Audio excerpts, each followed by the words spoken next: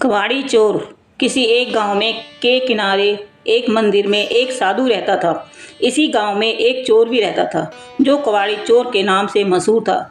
चोर कोई 20-22 साल का नौजवान रहा होगा और साधु की उम्र कोई 50-52 साल की होगी। चोर अच्छा खाते पीते घर का बेटा था।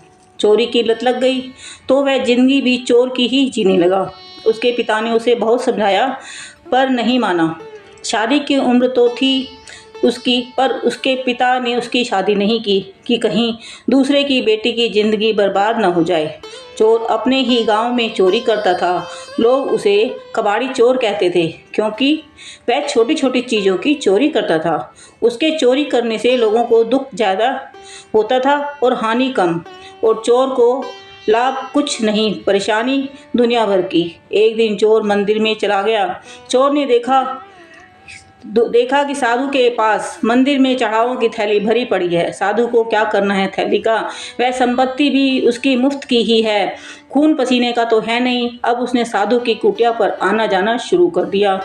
बगुला भगत की श्रद्धा भक्ति से साधु महाराज तो गदगद हो उठे। चोर मुंह में राम बगल में छुरी लेकर दिन भर साधु महाराज की सेवा करता। वैसे साधु भी जानता था कि यह चोर कोई बड़ा चोर है तो है नहीं, कबाड़ी चोर है। दिन में इसे हाथ नहीं डालना, रात में मुझे इसको घास नहीं डालने देनी है, इसलिए मेरी थैली का बाल बांका होने से रहा। थैली के आकार को देखकर कबाड़ी चोर की तबीयत हरी होती रहती थी। एक दिन चोर रात होने पर भी कुटिया से उठाए नहीं उठा। ना उठने का मतलब था थैली उठाकर ही बैठ उठना। दाव में कबाड़ी चोर और बचाव में साधु महाराज। रात भर करवट बदलते रहे। जब सुबह मुर्गे ने बांग दी तो साधु महाराज की जान में जान आई।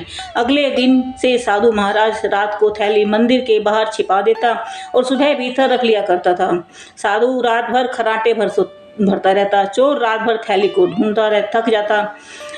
एक बार घनघोर अंधेरी रात में साधु की आत्मा ने कहा, तू पापी महात्मा है, उस थैली से तेरा क्या लगाव, बेचारे चोर का भला कर। उसी रात चोर की आत्मा ने भी कहा, 2 आंख, 2 हाथ, 2 पैर, 6 संपत्ति भगवान ने तुझे दे रखी है, तू उनका दुरुपयोग मत कर। चोरी के चक्कर में पड़कर जिंदगी को गंवा रहा है।